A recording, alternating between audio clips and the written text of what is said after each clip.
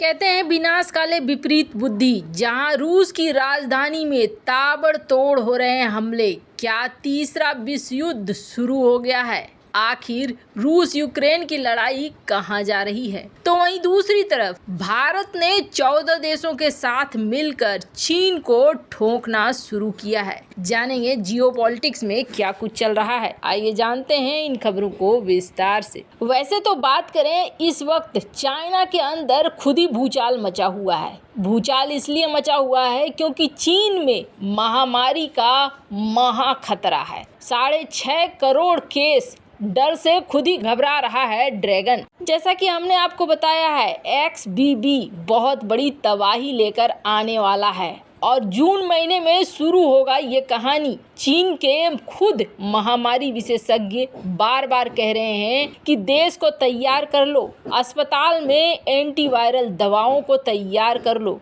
हालांकि चीन इस बार लॉकडाउन नहीं लगाएगा। लॉकडाउन इसलिए नहीं लगाएगा क्योंकि चीन को बहुत ज़्यादा नुकसान हो रहा है। चीन और भी ज़्यादा नुकसान नहीं लाना चाह रहा है। वैसे आपको बता दें, XBB अब तक आए वेरिएंट में से कहा जा रहा है कि सबसे ज़्यादा खतरनाक है। अब ऐसे में देखना होगा कि आगे क्या असर पड़ता है, क्या अड़ोस पड़ोस में भी असर पड़ता है। पर चाइना के ऊपर जो ये गाज गिर रहा है प्रकृति का, इस गाज के अलावे भारत ने भी इसकी इकोनॉमी को तोड़ने के लिए कोई कसर नहीं छोड़ा है। ये देखा जा रहा है कि पहली बार PM मोदी और बाइडेन दोनों मिलकर कुछ इस दिशा में चल रहे हैं कि चाइना को बैठे बिठाए तबाह किया जाए, बिना जंग लड़े चाइना को बर्बाद किया जाए। चीन पर दबाव बनाने का सबसे बड़ा और सबसे जटिल तरीका है उसकी इकोनॉमी को खत्म करना। और इस इकोनॉमी को खत्म करने के लिए 14 देश एक साथ आए हैं। 14 देशों में कौन कौन है तो आपको बता दें, भारत,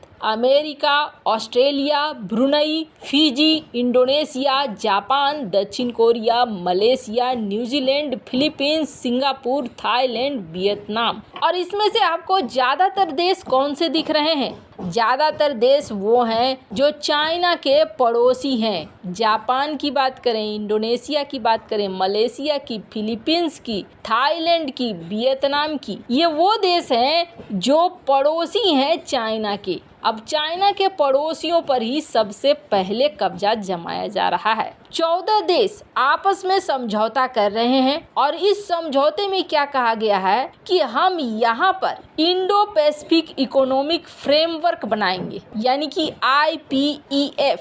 इसके तहत क्या होगा, ये 14 देश अपनी अर्थव्यवस्था के लिए एक दूसरे पर निर्भर रहेंगे, एक दूसरे के साथ व्यापार चलाएंगे और सप्लाई चेन को शुरू करेंगे। और किसी भी तरीके से इन 14 देशों में कोई दिक्कत नहीं आएगी, चाहे वो बात हो सप्लाई चेन की या फिर अर्थव्यवस्था की बात हो या फिर व्यापार की बात हो। आपको बता दें, 23 मई को टोक्यो में इसका गठन किया गया था। और ये जो 14 देश है ना, ये कोई छोटे मोटे देश नहीं है। दुनिया की GDP में इन 14 देशों की हिस्सेदारी है 40% की। अब जरा सोचिए, एक तरफ चाइना खड़ा है और दूसरी तरफ ये 14 देश उसे इग्नोर करके अपना एक इकोनॉमिक फोरम बना रहे हैं, यानी अपनी अर्थव्यवस्था को चलाने के लिए पूरा अपना प्लान बना रहे हैं। चाइना को बड़े तौर पर बायकॉट किया जा रहा है। इसे माना जा रहा है कि ये एक बहुत अच्छी पहल है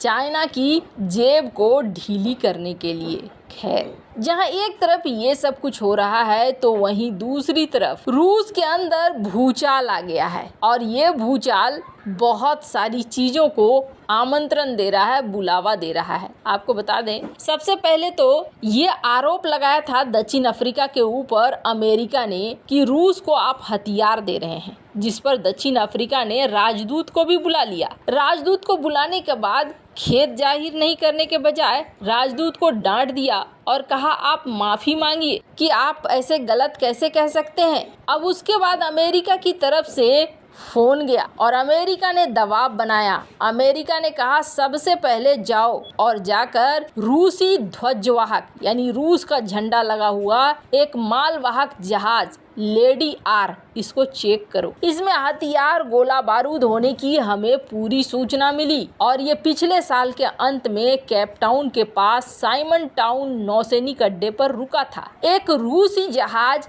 यहाँ पर क्यों रुका था? इसका मतलब कि आपको पता है आपके देश से यहाँ हथियार जा रहे हैं। जब दक्षिण अफ्रीका के ऊपर बहुत ज़्यादा दबाव बनाया गया तो दक्षिण अफ्रीका ने यहाँ पर अभी एक टीम गठित कर दी है जो जांच करेगी रूस को हथियार क्या चोरी छिपे बिना सरकार की अनुमति के जा रहा है। खैर, सिर्फ इतना ही दूर तक मामला नहीं था। यूके ने दिया यूक्रेन को अपनी मिसाइल और रूस ने उन मिसाइलों को धज्जियां बनाकर उड़ानी शुरू कर दी। रूस को एक के ऊपर एक जीत मिल रही थी, लेकिन अभी रूस में घटनाक्रम बहुत तेजी से बदल रहे हैं। एक तो ये देखने को मिला कि बेलारूस के राष्ट्रपति रूस पहुंचे और अचानक से उनकी तबीयत खराब हो गई, खास तौर पर तब जब वो पुतिन से मिल रहे थे। इसको लेकर अभी टेंशन बरकरार है। तो वहीं दूसरी तरफ रूस की राजधानी मॉस्को से तस्वीरें निकलकर सामने आ रही हैं। यहाँ पर ताबड़तोड़ हमले हुए हैं। करीब 25 ड्रोन रूस की राजधानी मॉस्को में घुस आए और मॉस्को में इन्होंने हमला किया। वैसे आपको बता दें ये बहुत दुर्लभ मामला है। क्यों? वैसे रूस पिछली 3 रातों से यूक्रेन की राजधानी कीव पर मिसाइल और ड्रोन हमले कर रहा है, जिसमें कई लोगों के घायल होने की बात है, एक के मौत की भी बात है। रूसी ड्रोन की वजह से यूक्रेन की राजधानी कीव के एक इमारत में आग भी लग गई है। रूस ने यूक्रेन पर राष्ट्रपति व्लादिमीर पुतिन की हत्या का आरोप लगाया था, पर इन सब के बीच में ये जो हमले हो रहे हैं ये हमले मॉस्को के अंदर हो रहे हैं। और मॉस्को के अंदर भी कहाँ पे? तो सबसे बड़ा आश्चर्य होगा, मॉस्को के अंदर उन जगहों पर हो रहे हैं जहाँ अरबपति रहते हैं, बड़े बड़े उद्योगपति और बड़े बड़े बिजनेसमैन जिस इलाके पर रहते हैं, जिन्हें कहा जाता है अमीरों का इलाका, वहीं पर ये हमले लगातार किए जा रहे हैं। वैसी बिल्डिंगों को निशाने पर लिया जा रहा है। पर यूक्रेन का कहना है कि हम उनके अंदर जाकर ऐसा कुछ भी नहीं कर रहे हैं, ये हमले वो खुद कर रहे हैं और ये हम पर आरोप लगाएंगे, आरोप लगाकर हमारे ऊपर कुछ बड़ा एक्शन लेंगे। वैसे एक बड़ा हमला है जिसके बाद अब रूस मिसाइलों का दरवाजा खोलेगा। यूक्रेन ने अपने लोगों को ये कह दिया है कि बंकरों को और छिपे हुए जगहों से बाहर नहीं निकलो, यानी कि रूस अब यहाँ पर बड़ा कदम लेगा। तो वो कदम हो सकता है कि विश्व युद्ध की तरफ भड़का दे इस पूरे युद्ध को। खैर, वैसे इन सब मामले में आपकी क्या राय है? क्या आपको लगता है ये युद्ध रुकेगा या विश्व युद्ध में बदलेगा? कमेंट कर अपनी राय जरूर बताएं। जल्द मिलते हैं अगले वीडियो में नई खबर के साथ।